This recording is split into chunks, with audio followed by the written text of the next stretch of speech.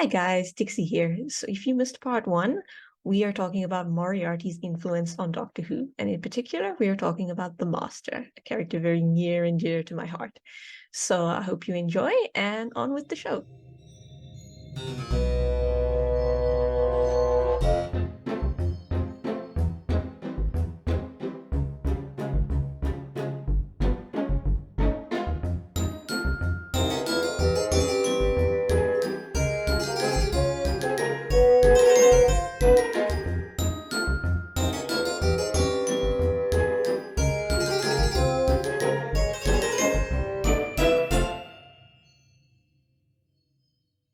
Sticking with the show, obviously it was brought back in 2005, and it was only a matter of time before they brought the Master back to the show, I think. Although Russell T Davies, he really didn't want people to know that he was bringing back the Master, so he kept getting asked about it, and he kept being like, yeah, I don't think we're going to bring the Master back. We're going to focus on creating new villains. He wasn't that great, and afterwards he said no, actually the problem was he just wasn't sure how to write the Master, and so for a couple of seasons he was just trying to decide what direction he wanted to go with the character.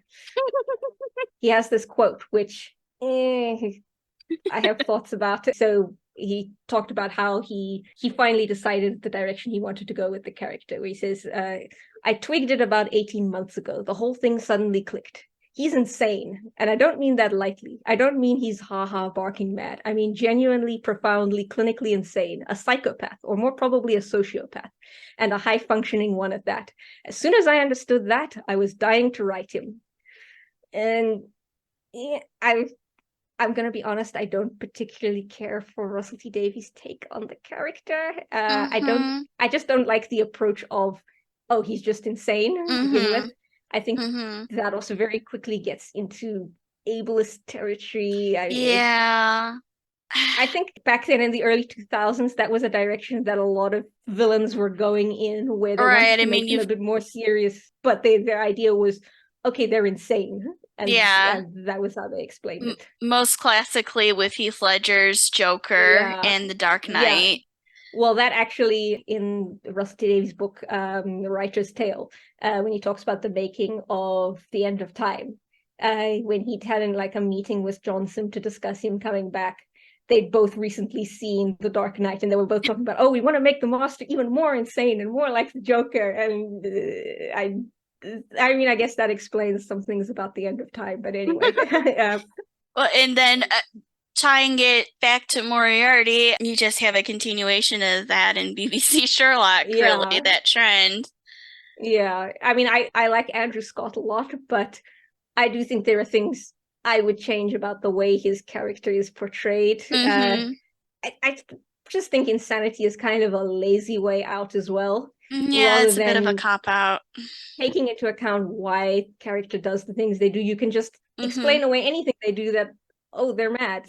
So they'll just be wacky and do whatever. And I feel like while the writing may have varied a bit in quality over the years from the Master, if you look at it like from an in-universe point of view, you can make sense of their actions. I mean, for me, the definitive explanation for why the Master does what they do comes in Colony in Space, when he and the Doctor are having an argument because the Master is offering the Doctor the chance to take control of the universe with him, and he's like, well, you can rule benevolently, and they have like a philosophical argument about this, and the Master basically, his philosophy is that he says one must rule or serve. I think he has a lot of control issues, and his idea is either you're the one in control or someone else is controlling you. So he is determined to be the one in control.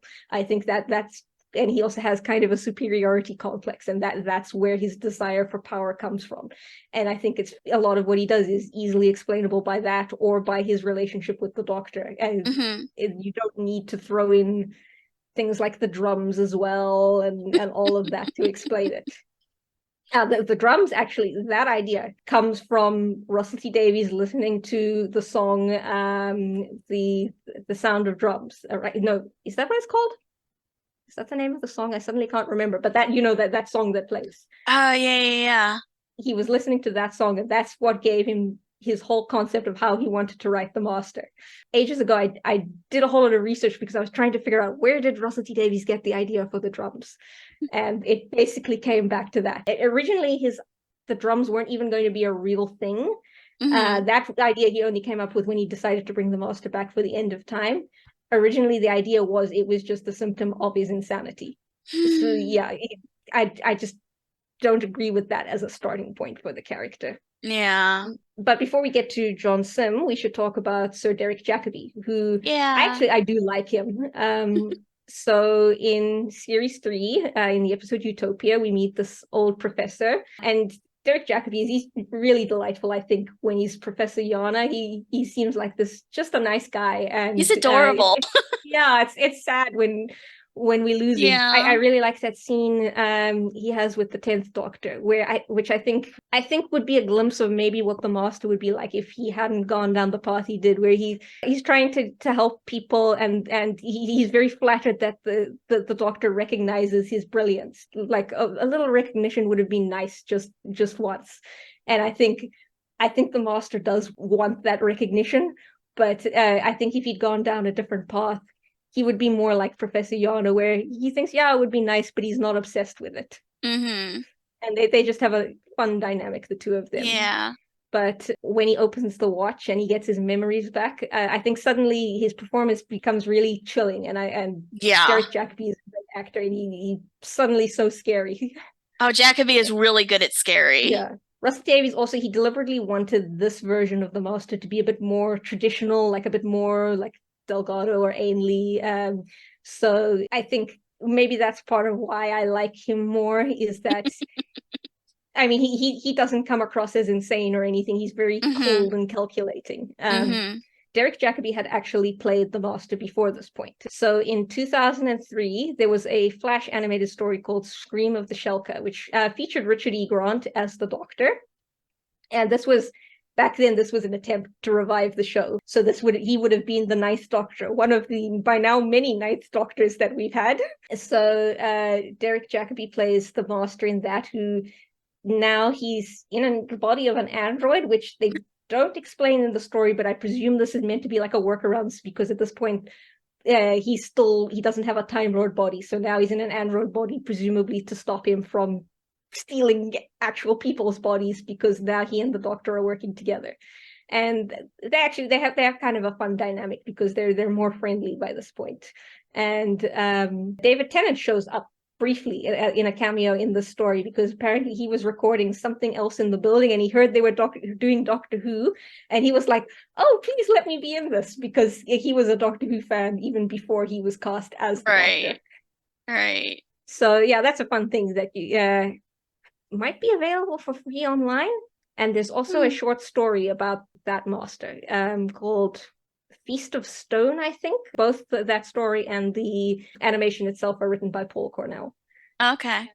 Yeah, so Derek Jacobi had worked with Big Finish in one of their Unbound audios, which the Unbound, those are like alternate universe stories. And he's now come back to play the Master again in the War Master audios, which those are set prior to when he runs away from the Time Lords, or from the Time War, and ends up turning himself into a child, into a human, to hide and everything. So that's all set before then. And the thing with those audios, I mean, they're overall, I would say, they're not bad. Like, they're definitely, the writing itself is fairly strong for most of them. So I definitely recommend checking them out if you want more from this Master. But the one thing I think they suffer from a bit is the absence of the Doctor. Like, he does show up in some of them, which those are the ones I've enjoyed the most. I haven't listened to these ones, but he's met the 10th Doctor, I think. But I enjoyed the ones with the 8th Doctor. But the thing is, in a lot of them, it gets kind of unpleasant listening to an evil person getting away with doing evil things in story. Yeah. There's a story where he meets Sherlock Holmes called The Adventure of the Deceased Doctor by Elfie Shaw. So in it, we have Nicholas Briggs as Holmes and Richard Earle as Watson, who they both play those characters in the Sherlock Holmes range that Big Finish does. And they also played them in the audio adaptation of All Consuming Fire. But in this one, they're playing like fictional versions because the story takes place entirely in the land of fiction. It's a whole box set that's set there, and each story has the master meeting different famous literary characters. So in this one, it's Sherlock Holmes. I haven't listened to the rest of the box set, so I don't know what the other stories are like. But this one, it almost has like a hint of Into the Spider-Verse to it, I guess, because we have multiple Watsons. They established, like, in the land of fiction, every single fictional version of Sherlock Holmes that ever existed, like every pastiche, every adaptation exists here in the land of fiction. There's even a reference to Dr. Wilson from House. Who wrote that? Elfie Shaw. Okay, that's interesting. I'm just thinking now about this was actually a novel written by Paul Cornell called Who Killed Sherlock Holmes? And it does a very similar concept where there's this team of paranormal investigators, and like everything fictional still leaves kind of a psychic or emotional imprint on London. And so, like, every version of Sherlock Holmes and Dr. Watson influence who those like ghosts are. They're ghosts of people who never existed. Watson is pretty stable because there aren't too many variations on how Watson is written. There are a lot of different versions of how Holmes is written. So Holmes is very unstable. And ends up literally being mentally unstable as a result. Moriarty also shows up, kind of brought to life actually literally by the insanity of one of the main characters, because it's just a crazy thing that they're going through. And then Moriarty kind of helps things come together later on. It's been years since I've read the book, but it was a good book. It's part of a series. I didn't feel that I needed to read the previous books to understand what was going on.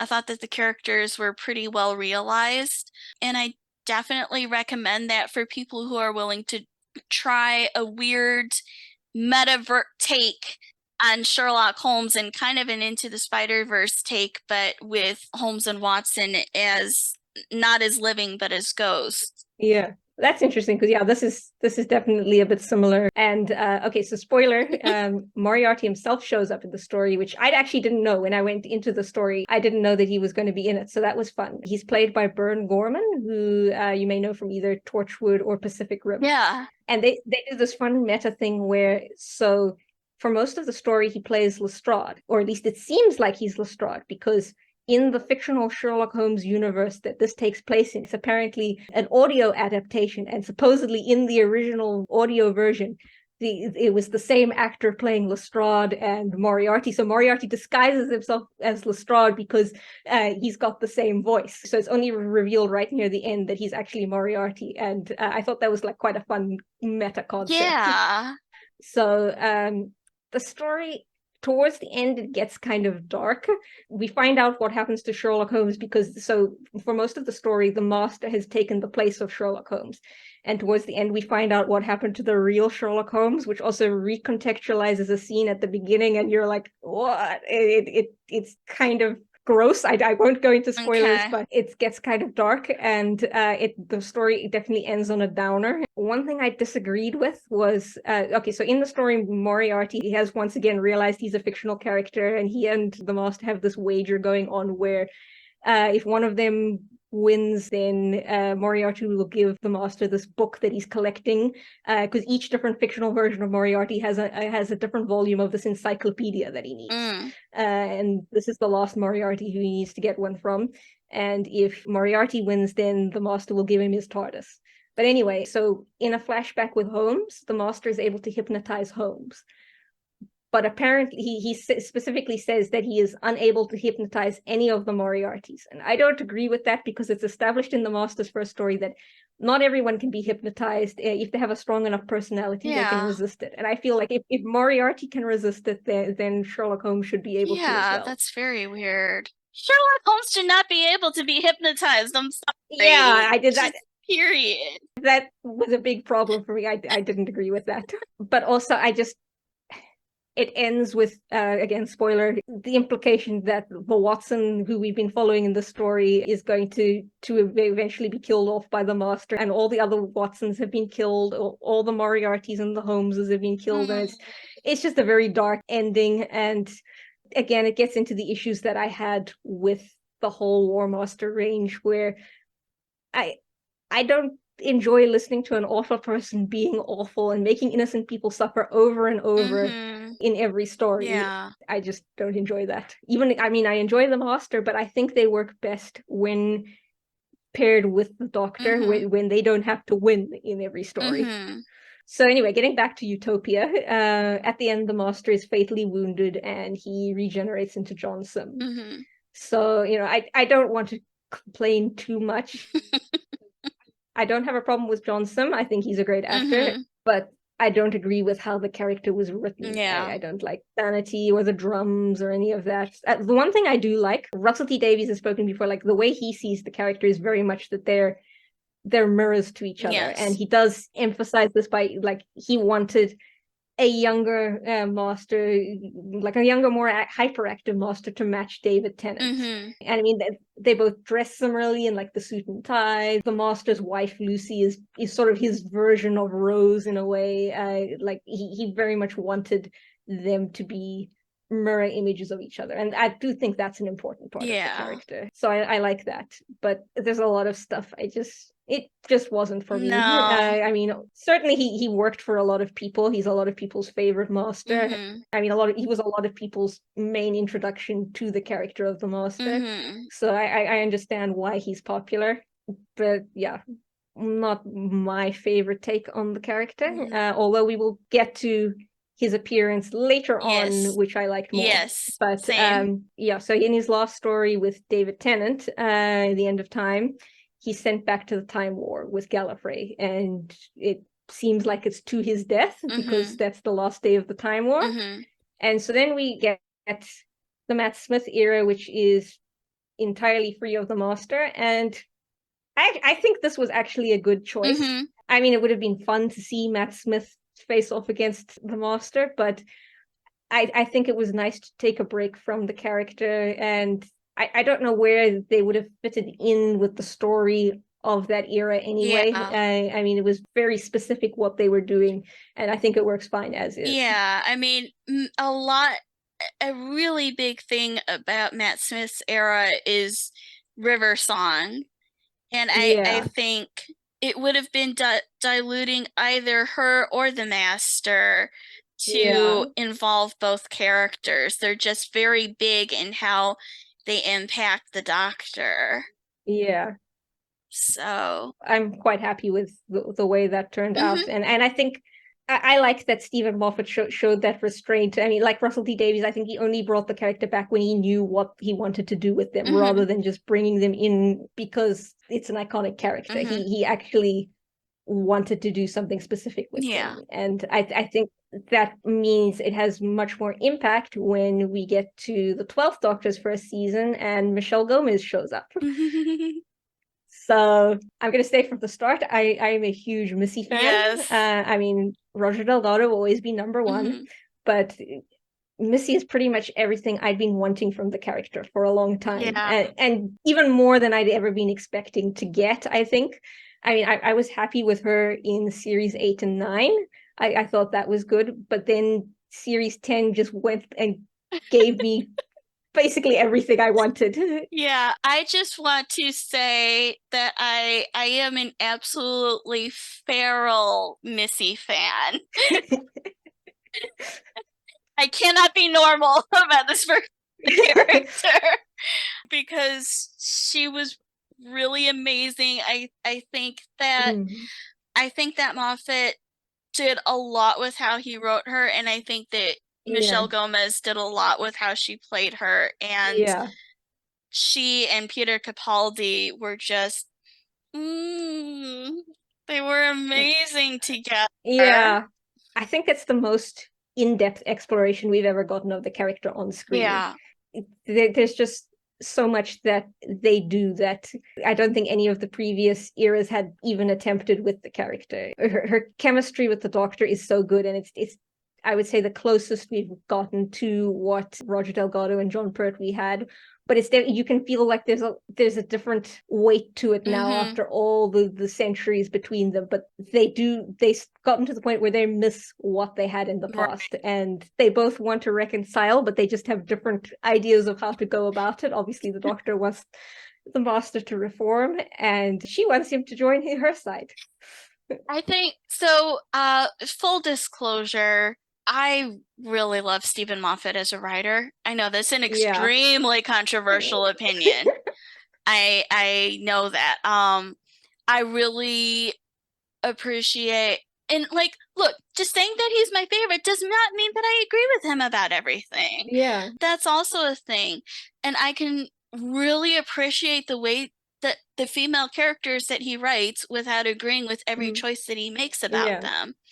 But I think that he is actually very good at writing female characters because he is willing to write them as people. He's willing to write them as people who are messy. Yeah. Which that's just like his signature thing. Yeah. And the point that I was getting to was that this is the point at which Madeline is going to talk more because she has a whole lot of feelings. But I think that something that Moffat understood very well is that these are two characters who are very old by now and have been through a lot.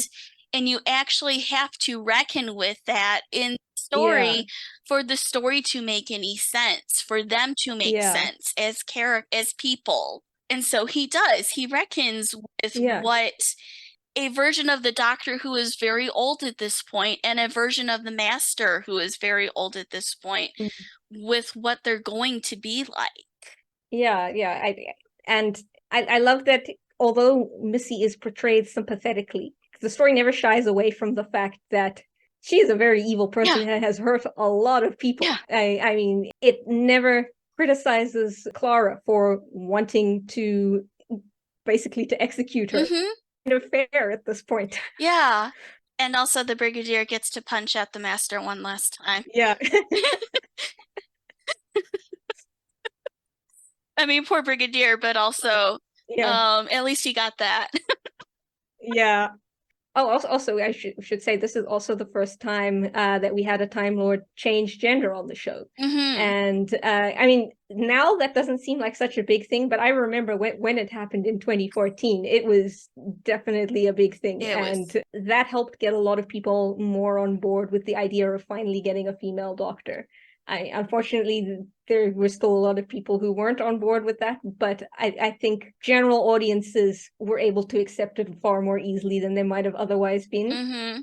Well, it actually, I'm going to admit to this, it literally changed my mind because I was at the time when it first happened, I was still in my early mid-20s. And I had a lot of ideas about the way that things should be in stories, just period. I still needed to come around to a lot of things in Sherlock Holmes, like Robert Downey Jr. I wasn't on board with him yet. That took a while. And so I think Moffat wrote her so well and Michelle Gomez played her so well that I was like, oh, like you can do this, you can do it right, and it's not going to ruin anything. Like her performance for me is the one that feels most like my idea of the Master since Anthony Ainley. Like I think she just nails it so well. It helps that I feel like Stephen Moffat and I are on a similar wavelength in the way that we interpret the character. I tend to agree with a lot of his takes on them. I would say one of my biggest quibbles would probably be the name change to Missy. That's the one thing I didn't quite get on board with. I don't mind it as an alias, and I don't mind it in season 10 because there it makes more sense because she's trying to change and distance herself from her past. doesn't quite make sense to me before then. I wouldn't have minded her changing to Mistress, but I think Missy sort of takes away some of the power from the name, and I think the Master is very obsessed with the way they present themselves, and they want a name that automatically, by saying it, you are basically implying that they have power over you. So that's my one quibble. But I mean, that ultimately doesn't really impact my enjoyment on the character. Well, I think it makes enough sense to me in terms of, like, I mean, she is a new regeneration for starters. And it's the first time apparently that the Master has been female, and the Master has had some moments of misogyny in the past, but now they're female and they're them, and them is the best. And so if the Master is the best and the Master is female now, then like oh heck yeah, girl power, which is kind of funny. But I think she dresses extremely feminine, and her costume I have no problem with. I think that actually makes perfect sense as the kind of thing the Master would wear. So I think that she just goes all in for presenting as female. So then she just switches it up with her name, and I get where you're coming from. I do. But I think that it at least makes a fair bit of sense in universe. It's okay. It doesn't break it. And I think the original reason for it was just that Stephen Moffat thought, oh, I'm going to bamboozle everyone by calling this character Missy. No one is going to figure it out. And also, let's talk very quickly about how this is part of how Moffat set the stage for there to be a female Doctor in the first place. And what's really funny to me, it's like, okay, as a Moffat fan, I do have to contend with the fact that the man does not do interviews well. Ever. He really never has. He's very good at putting his foot in his mouth in interviews. He really, really is. And so one of the things that people like to be like, oh, hey, he's a misogynist, is when he was asked, I believe in 2013, whether he thought that the Doctor should be played by a woman. And of course, by that point, he'd already cast Peter Capaldi as 12. And so he's like, of course the Doctor should be. And also, I think that the Queen should be played by a man.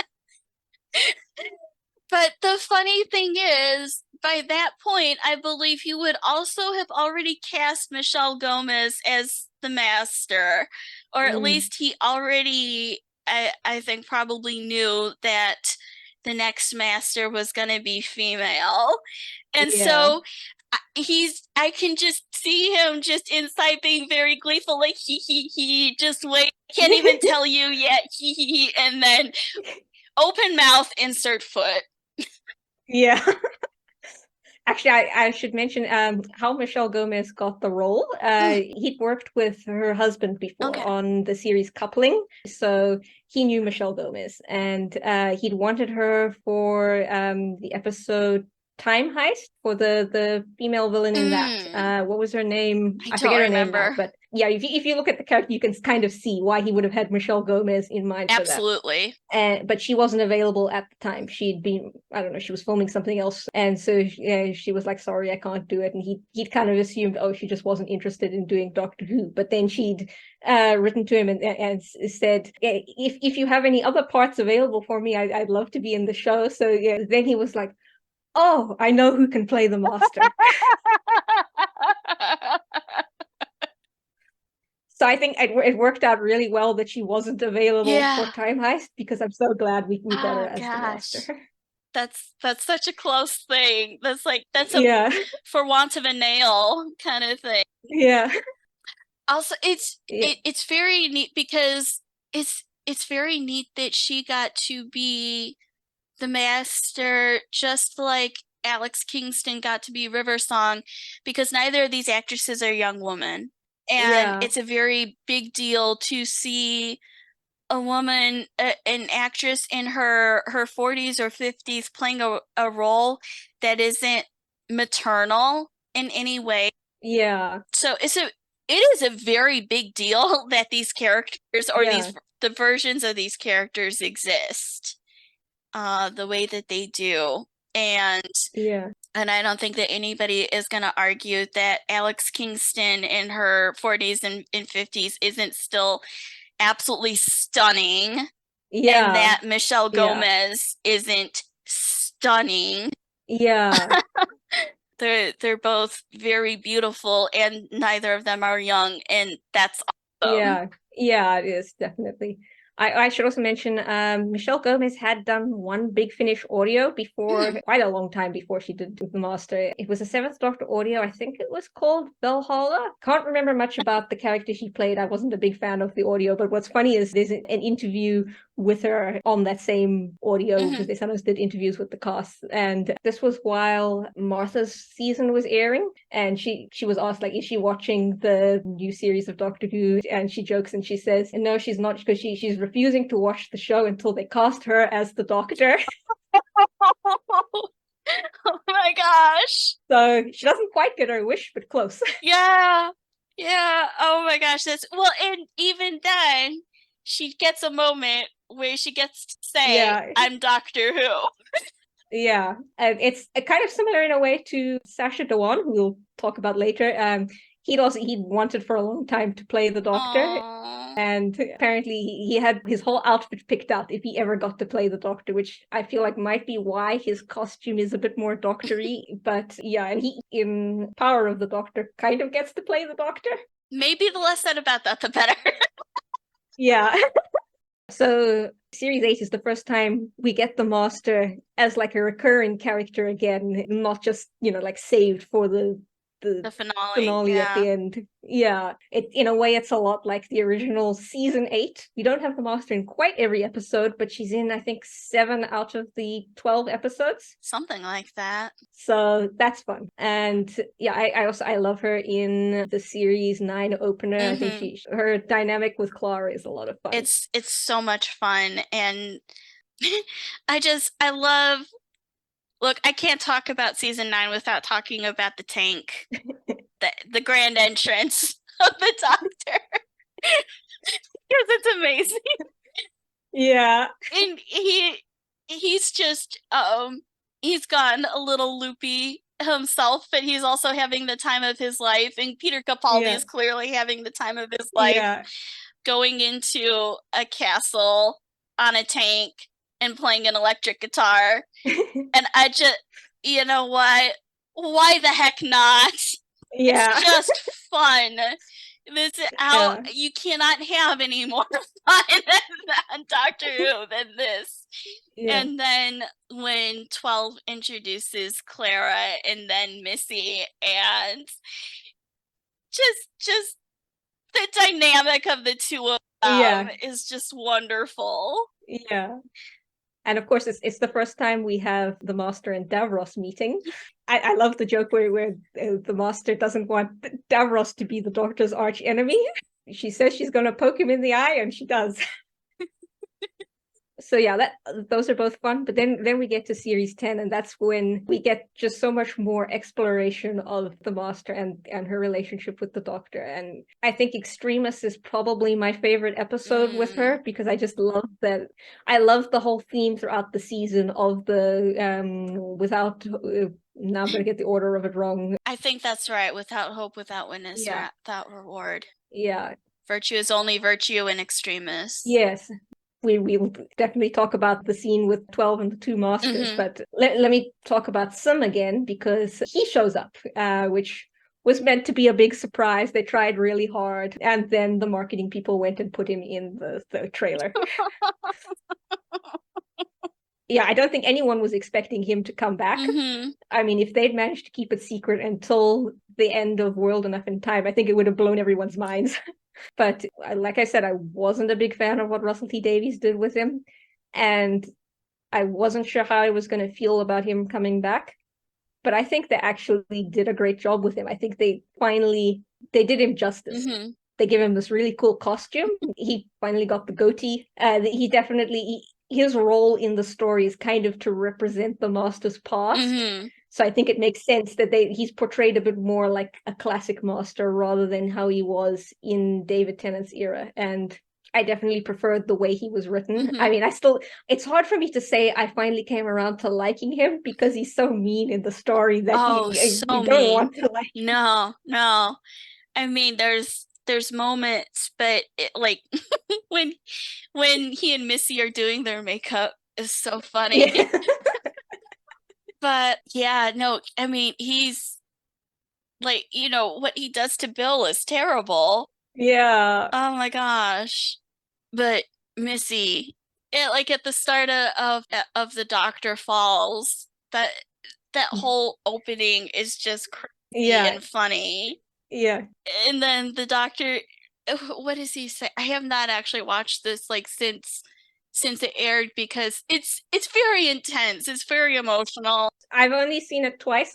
Both times in 2017, so I saw it when it aired, and then I watched it later on with my family. And I haven't been able to bring myself to watch it again. It's a lot.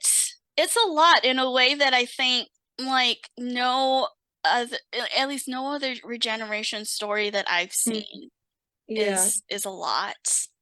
But like when the Doctor asks Missy like if she's really on his side or whatever, and she's like, "Don't ruin it." Yeah. And I think forever one of the greatest scenes in the whole show will be the Doctor's speech to the two of them when he's trying to convince them to stay. Now that I've watched over and over again. Yeah, that I have too. I could probably recite it offhand because it's just so good.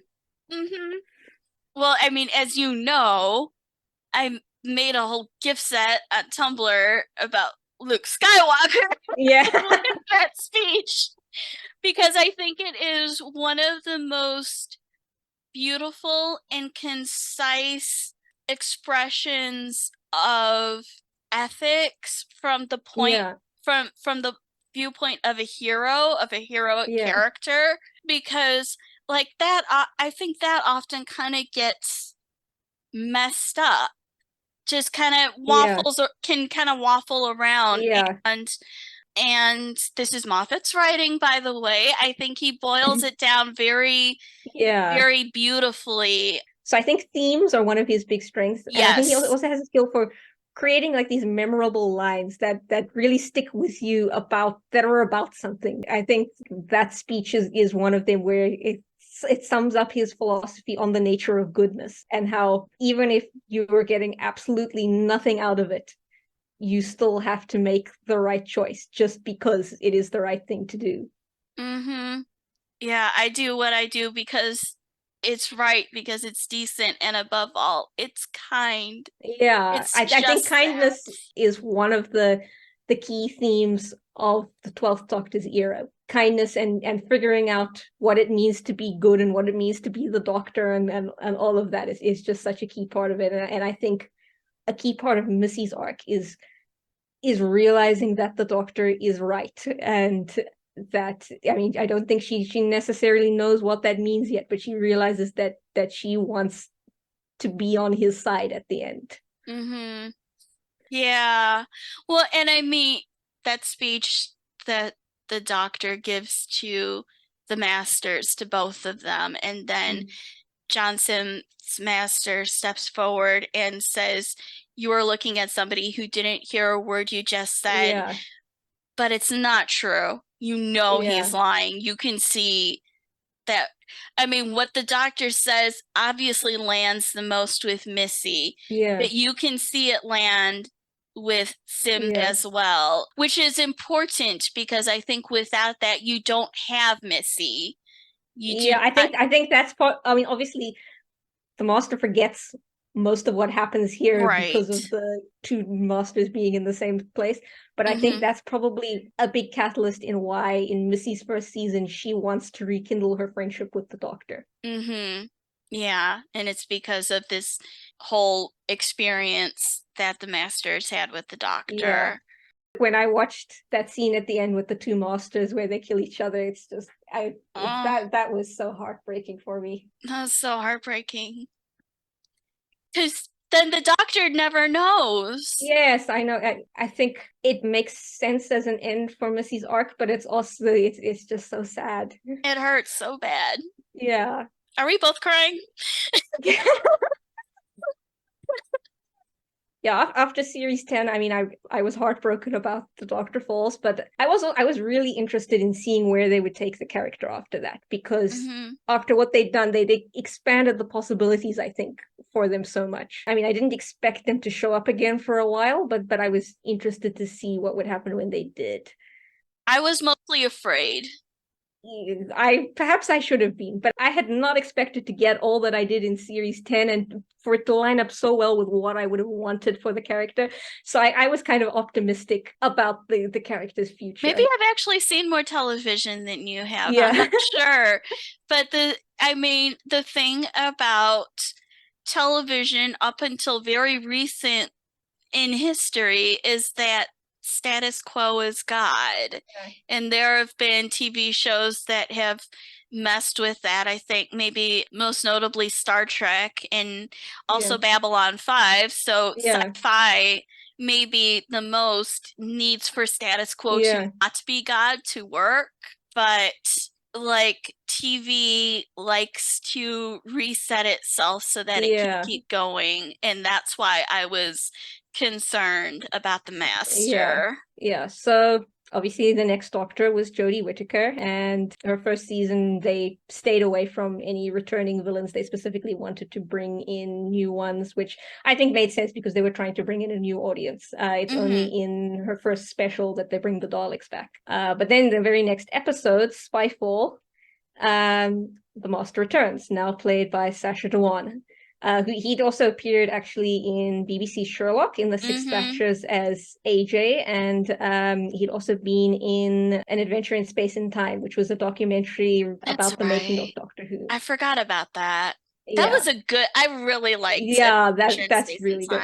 If you haven't watched it, watch it. Yeah, so I knew he was for months in advance that he was going to be there, because if you knew where to look, the spoilers were out there, and you know where to look and I don't. So this is like this is our dynamic, okay, people. I stay on top of the Sherlock Holmes news and Dixie stays on top of the Doctor Who news, and we inform each other.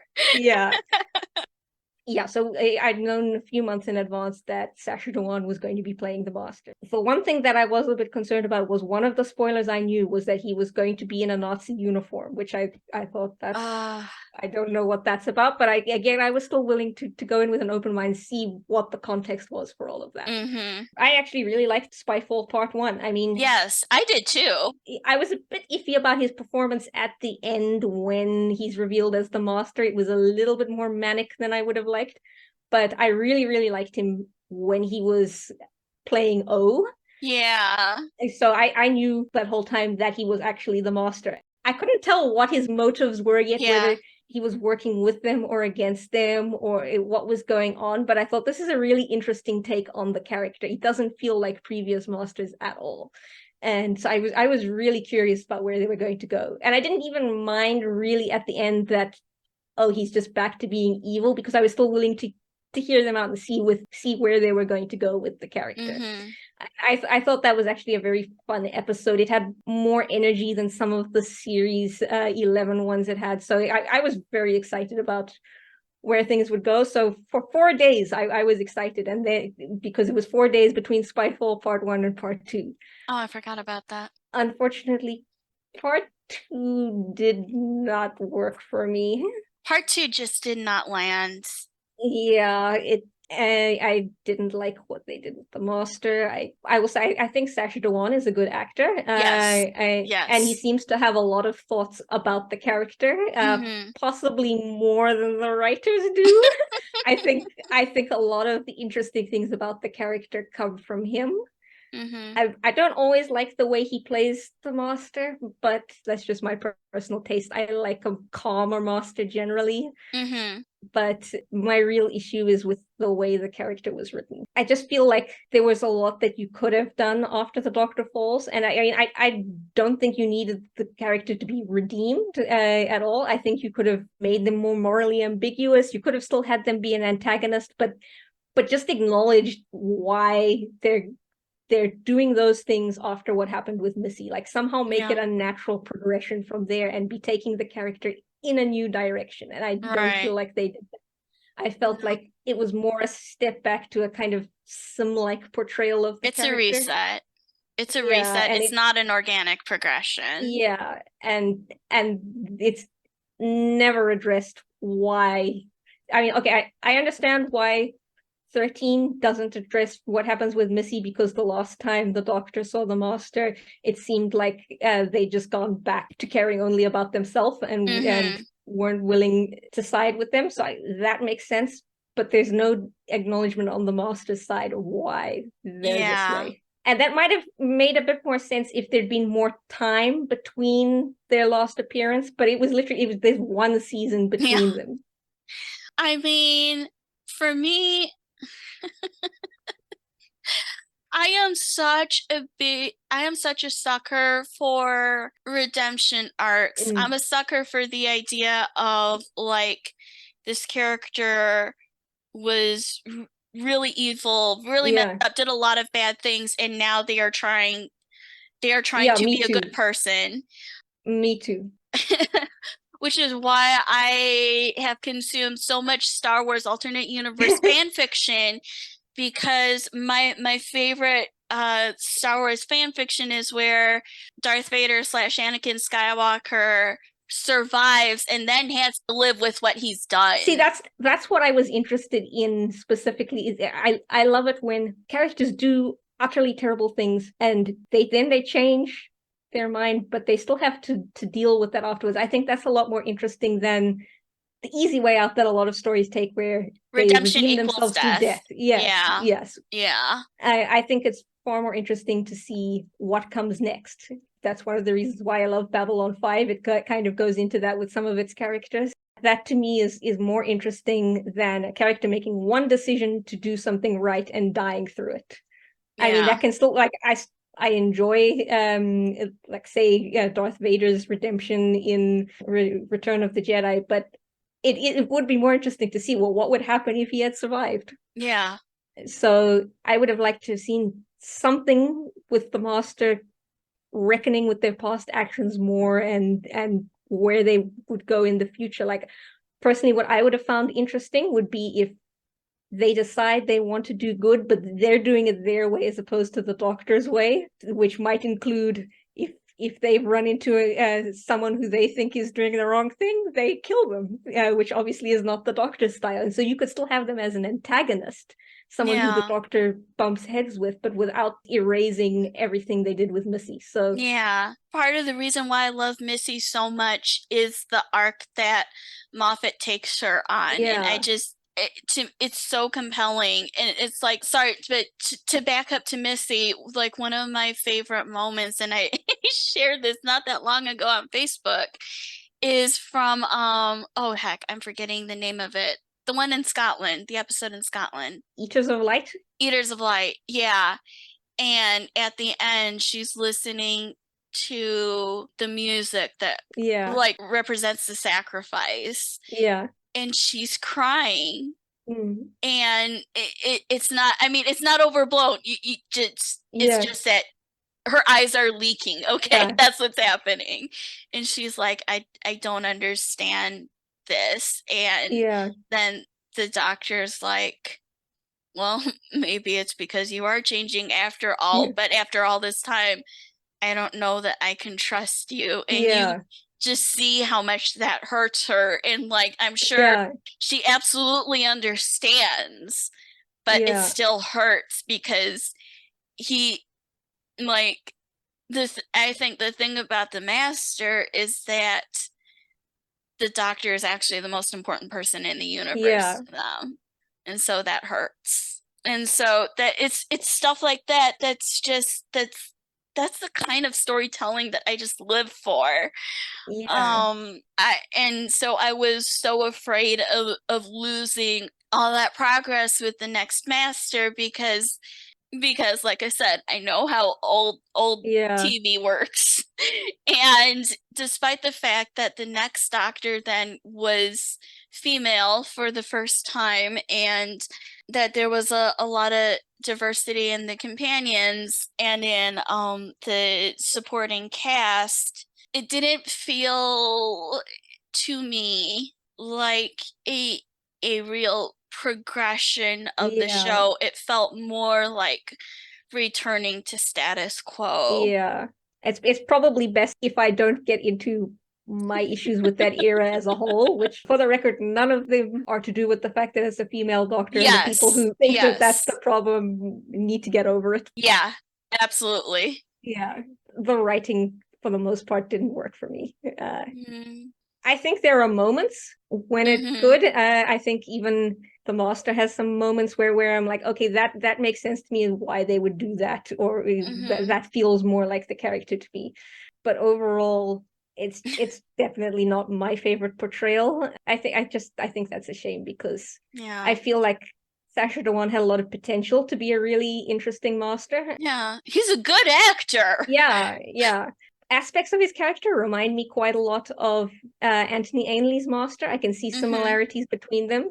And I would have loved it if he could have been a more realized version of the version of Ainley that I have in my head.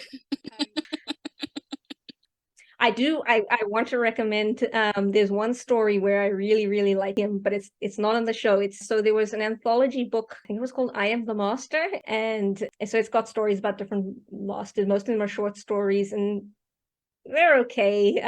They're just kind of average. But one half of the book is like a novella specifically about Sacha Dhawan's master, like about what's happening to him between when he gets stuck in the past in Spyfall Part 2 and the end when he shows. So I think it's set in the 70s, and it's called The Master and Margarita. It's by Matthew Sweet, I think. And it's really weird, but it's really good. I don't know how else to describe it, but it explores the Master in some interesting ways. And I think it was also written probably during the time that they were making season 12. So I suspect that the writer only had access to the script for Spyfall Part 1, because his characterization, I would say, is definitely more like O than it is like what we got later. So I just found that one really interesting. Like I said, it's weird in a lot of ways, but it's not just a kind of generic story like a lot of the expanded universe Master stories are. So yeah, I'd recommend that one.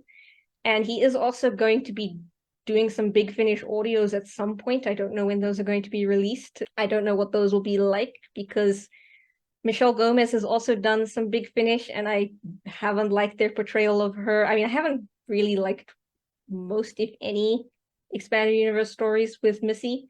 I don't think most of the writers understand her. They kind of take her surface characterization as if that's what she's actually like, rather than taking into account the kind of person I think she is underneath that. Right. Well, because I think that the thing is that she likes to play at being insane, because then you're not going to take her as seriously, which is a trick that a lot of characters have done throughout fiction in general, and I think even maybe real people have done. Obfuscating insanity is a very effective tool, but it's a tool. And it's obfuscation. And I think the Master also has always enjoyed performing, and especially maybe to kind of hide whatever they're really feeling, because they're very obsessed with being in control and controlling the way that they're perceived. But I think all you have to do is look at like Missy's last scene with the doctor, when she tells him that as much as she would love to join his side, she doesn't feel like she can. And it's very quiet and subdued, and that I think is closer to who she actually is than when she's performing. Right. While we've been talking about Spyfall, I think that we can just say definitively that what happened with the Master in the Nazi uniform is not okay. No. It's not. It is straight up not okay what happened. I think it was a mistake. I would say, first of all, I wouldn't want to have the Master working with the Nazis in the first place, just because you don't need to bring a fun fictional villain to align them with a very real group that very much hurt people in real life, and especially in a story where that includes a real historical person who was executed by the Nazis. I just don't think tonally that works very well, especially when your master is played by a person of color. That makes it even worse. And then to top it all off, you have the scene where, okay, so the doctor gets the Nazis to think that the master is actually a double agent, which if it wasn't the Nazis, if it was just, I don't know, the Daleks, that would be fine, and it makes sense. And so that on its own isn't the main issue, but it's then the fact that on top of that, so that what she does there makes sense as a way of trying to stop the master. But on top of that, so he's got a perception filter on so that they won't see that he's a person of color. And she turns that off for no reason. Like that doesn't play in at all to anything else. So it just basically what she is doing there is deliberately subjecting him to racialized violence for no reason. Yeah, she weaponizes the color of his skin against him with a group of white supremacists. They are the white supremacists in our recent history. And there are people who believe that stuff now. It's so messed up. It's so messed up. Oh my gosh. And I can't believe that actually got to television. How did nobody like raise a flag and say like, hey, maybe we should, and for all we know, maybe somebody did and they were overruled. I don't know, but it's just, how did that really make it all the way to our TV screens? Yeah, that was one of my huge issues early on with the way that they were handling the master's character. It's just very frustrating. But the master does come back for what is currently the last episode of Doctor Who to air, which was Power of the Doctor. And I didn't enjoy most of his role in that either. I didn't enjoy most of the episode. Yeah. The episode, it had some fun moments. It was the thing is, how I rate episodes of that era, it depends if I'm rating them against each other or against actually good episodes of the show. You're grading on a curve. Yeah, so like if I rate that one against other episodes of the era, it's pretty fun. I think it's a decent send-off for the 13th Doctor. I mean, if I were to try and rate it against like the Doctor Falls, it wouldn't come off so well. But I didn't enjoy what they did with the Master there. I know a lot of people enjoyed the Rasputin dance scene, even that didn't do it for me. I'm sorry. I mean, these are all our own opinions, and if you enjoy this stuff, more power to you. Like I have no problem with people enjoying that if that's your favorite version of the character. I mean, I think that's great. I'm glad people are enjoying it. It's just not for me. And I know Missy isn't for a lot of people, and that's fine too. At least it's fine as long as it's not simply because she's a woman. Yeah. That's where I am gonna fight. Yeah. I'll fight anybody. Like I mean, I may not be the biggest fan of the 13th Doctor, but if your reason for disliking her is because she's a woman, then I'm not on your side. We are gonna have words. Yeah. So yeah, the Master, of course, seems to have been killed off at the end of that episode, but I think we can safely assume they will come back at some point. Yeah. At the moment, they're continuing to appear in the Expanded Universe in various ways. So I should just briefly go over a few Expanded Universe Masters, since we're talking about that. I'm not going to mention all of them because there are quite a few, but there's Alex McQueen, who I mentioned. He's fun. He's in quite a lot of Big Finish audios. The first one is Unit Dominion, so you can start off with that. But he's in a lot of 8th Doctor audios. There's a master I quite like there's the 11th Doctor Titan comics, and the War Master shows up in some of those, and also a master during the Time War who's in the body of a child. I'm not sure if they ever explain why, if he just regenerated that way or what, but I thought he was quite interesting. And then of course there's Jonathan Pryce as the master in The Curse of Fatal Death, which that was Stephen Moffat's first on-screen story for Doctor Who. I mean, it's not actually part of the show. It was for comic relief. It was done in 1999. And yeah, so Jonathan Pryce plays the Master in that, and it's very funny. Definitely recommend checking that out. In the Unbound audios, there's an alternate universe version of the Master played by Mark Gatiss, who's quite fun. You can imagine he enjoys playing the role. Oh, I can imagine. I really like Mark Gatiss as an actor. It's always fun to watch or listen to him. And his Doctor is played by David Warner, who sadly he passed away recently, but he's been in so many things, and he's a great actor. He was even in Jago and Lightfoot. Yes, yeah. I haven't listened this far into the Missy audios because I didn't enjoy them, but there's a character called the Lumiat who is basically like the Master's version of the Valeyard, which that doesn't quite make sense to me, but I haven't listened to it, so I can't really judge that. Oh my gosh.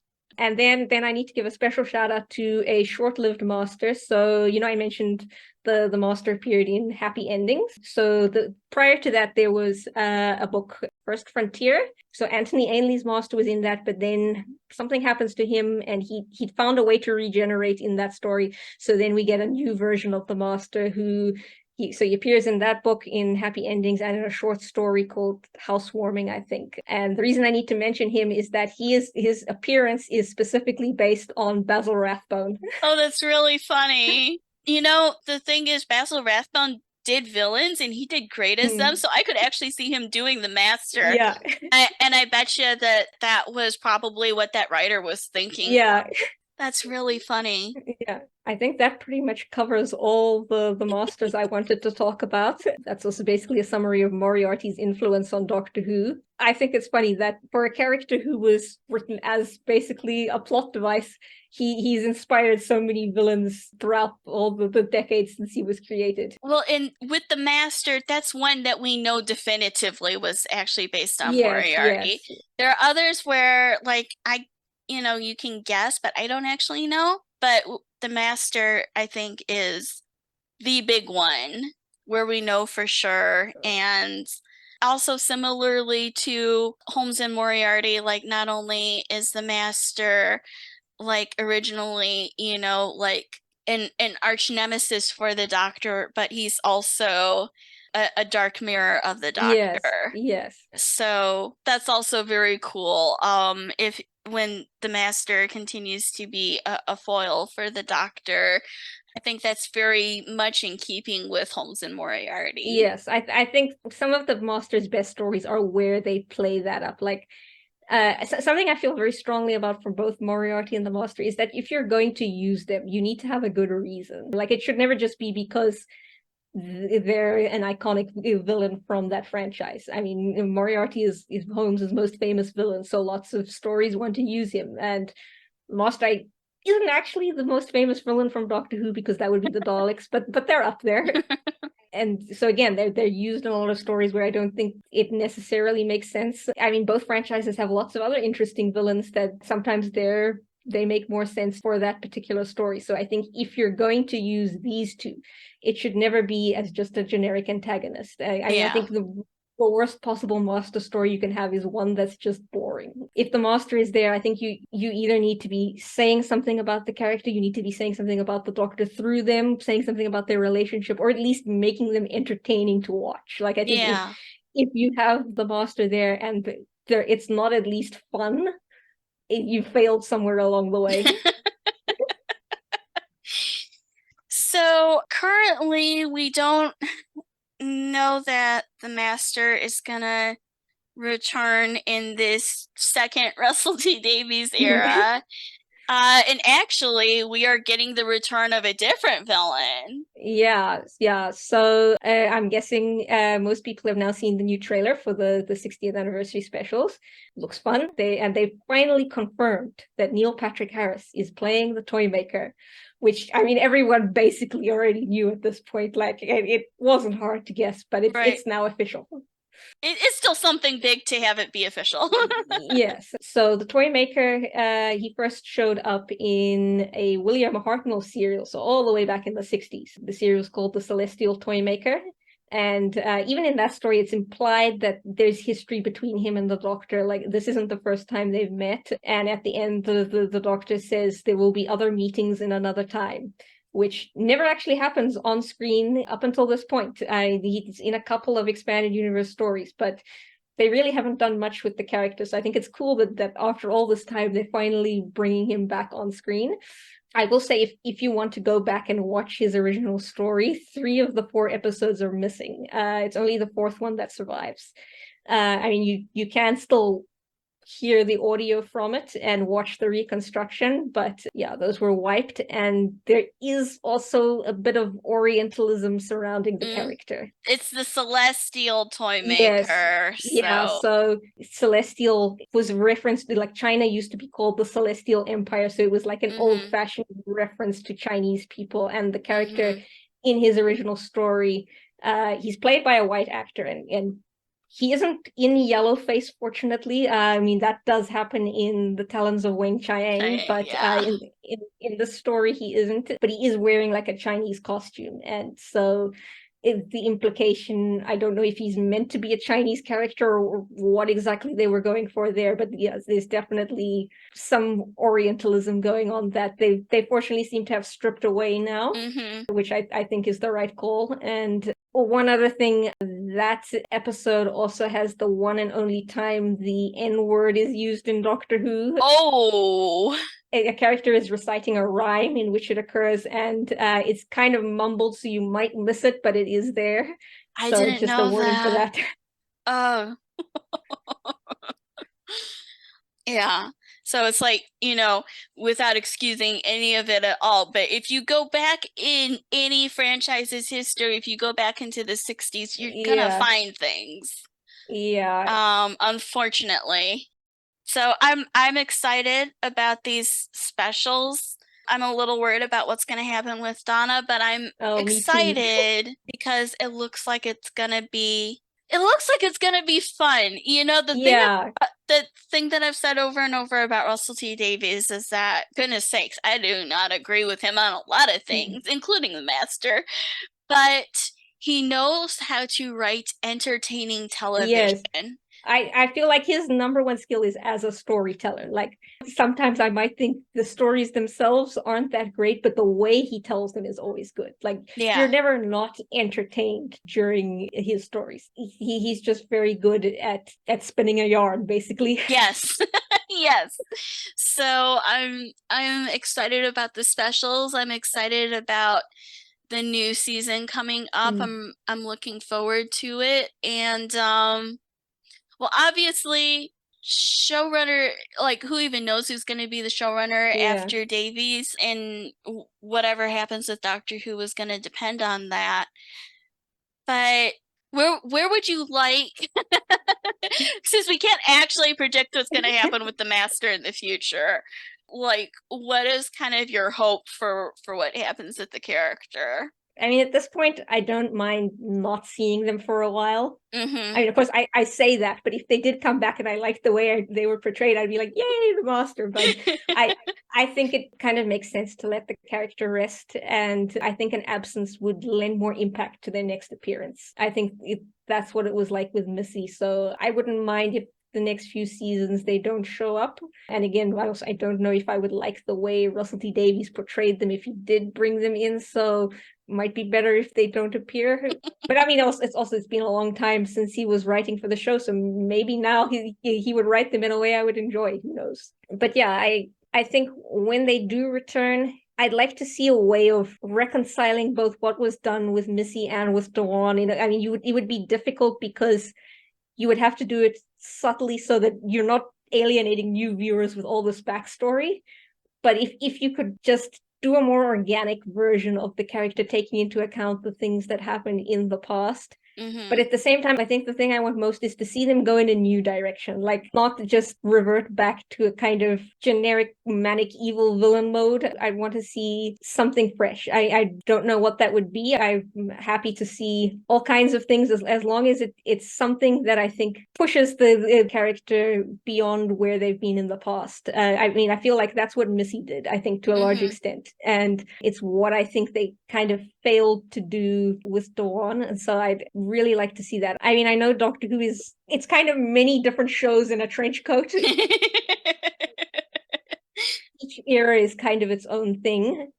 But I don't just want to see constant reverting back to the status quo. I think it's at its most boring when it's just an endless cycle of the Doctor having the same sorts of adventures with the same villains and doing the same things and meeting the same characters over and over again. Like that's part of my issue with some of the recent expanded universe stuff as well. I mean, I'm not that interested in seeing, I don't know, the Eighth Doctor fighting the Ogrons alongside Jamie and Madame Vastra and well, because that's the kind of thing Big Finish has been doing a lot lately, and I would rather see new things, because I think that's where, going back to the Virgin New Adventures, what was good about them, even when some of the individual books were not good, because a lot of them weren't.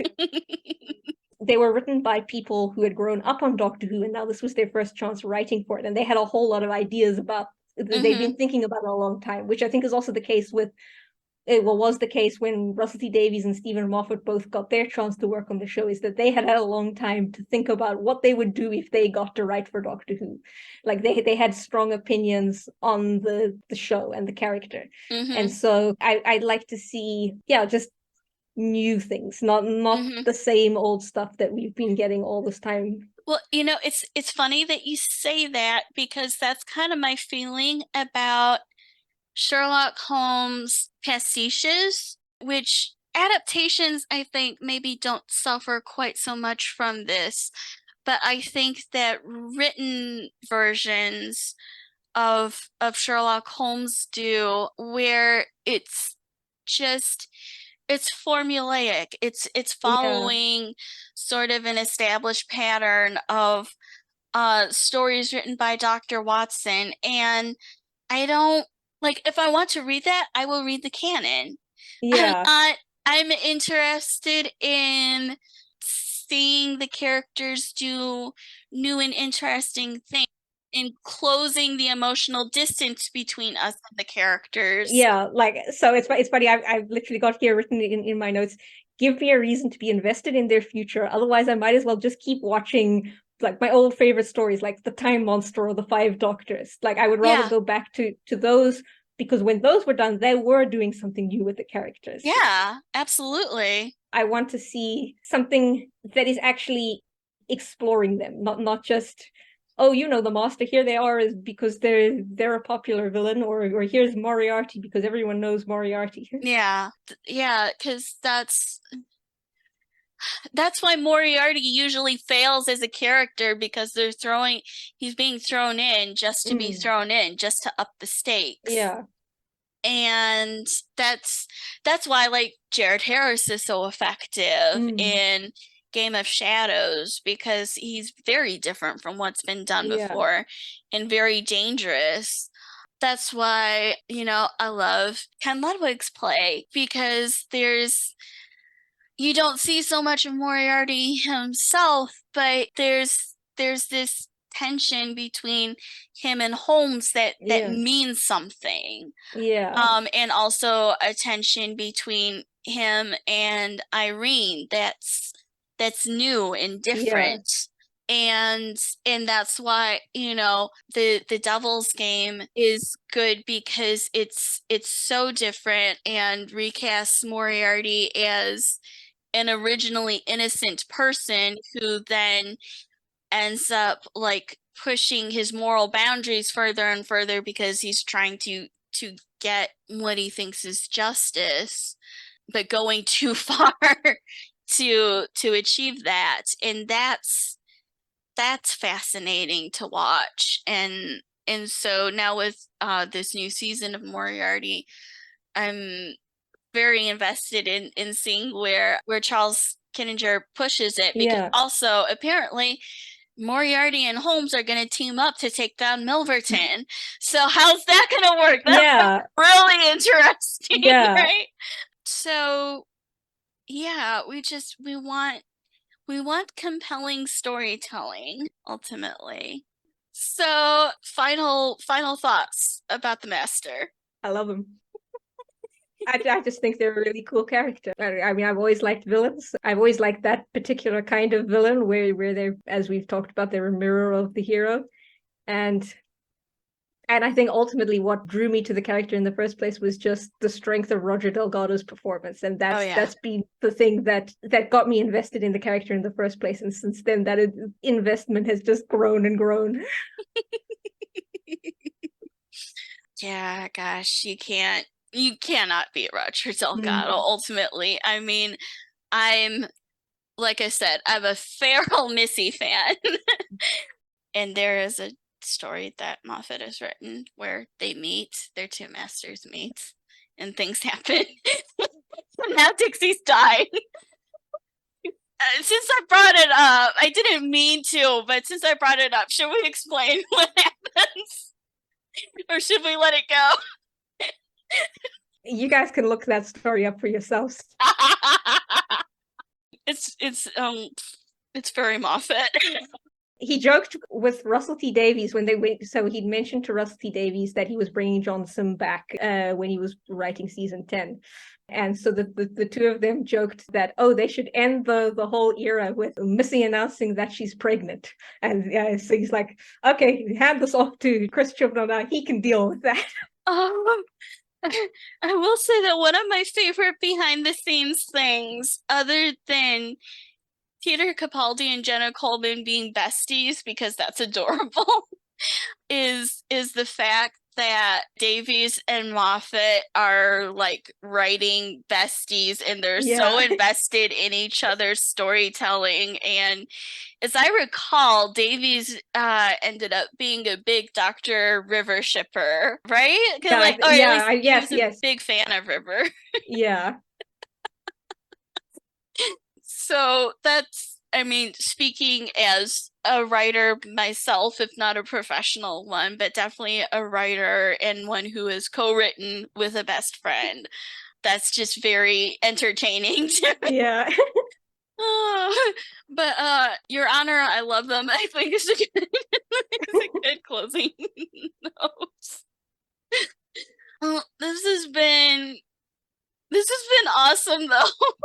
This is like everything that I wanted this episode to be, or these episodes. But this was excellent. So, yeah, thank you, Dixie, for doing this, because this is wonderful. Well, I'm glad you enjoyed it. Hey, no other Sherlockian podcast out there was ever going to get this level of quality Doctor Who content. Not like this. I mean, sure, Nick Briggs has been on, I think, both Baker Street Babes and I Hear of Sherlock Everywhere, but, you know. But definitely, I'm gonna put in a plug again for Jago and Lightfoot.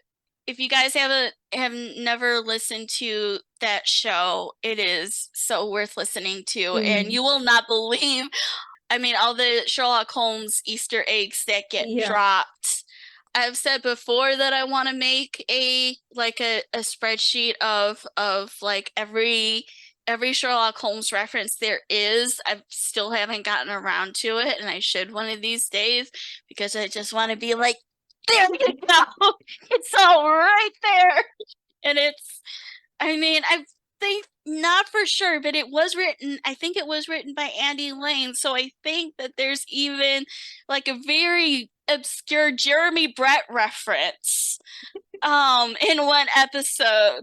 There's so much there, I think, to delight a Sherlockian, and you get so much more out of it if you are a Sherlock Holmes fan. If you're both a Sherlock Holmes fan and a Doctor Who fan, I think you will definitely enjoy it. Even if you haven't watched classic Who, I don't think you need to know that much. I don't think so, because you know that I don't. I mean, I have not watched a whole lot of classic Doctor Who, and most of what I know does come from you.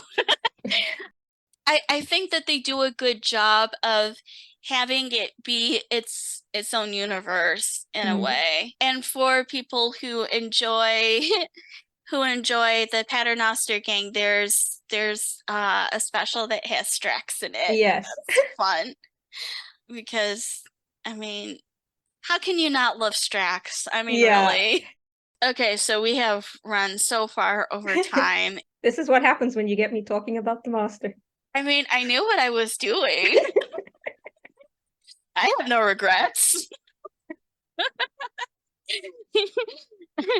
I 100% just wanted to, metaphorically push your microphone at you and be like, have at it. So this is great. And I think that there are going to be, we only have 7 listeners anyway, but at least a couple of them, I think, are going to be very happy to hear more of you. And Missy, you're so fine, you blow my mind. Hey, Missy. I actually love that. Okay. We are signing off now. We are signing off. All right. Everybody, thank you for listening. Check out Jago and Lightfoot. And support us on Patreon, please. Which reminds me, I have not gotten up our bonus content yet because September has been a month. It has kind of kicked me in real life quite a lot, but I still want to get that bonus content up there for you guys, and keep listening because we're going to have a lot of neat stuff coming up to you soon. So thank you for listening, and bye. Finally. Bye. Dynamics of a Podcast was created by Madeline Quinones, with sound design and editing by Dixie Parkinson, and music by Joshua Harvey. We do this podcast purely for the fun of the thing. Thank you for listening, and please join us next time.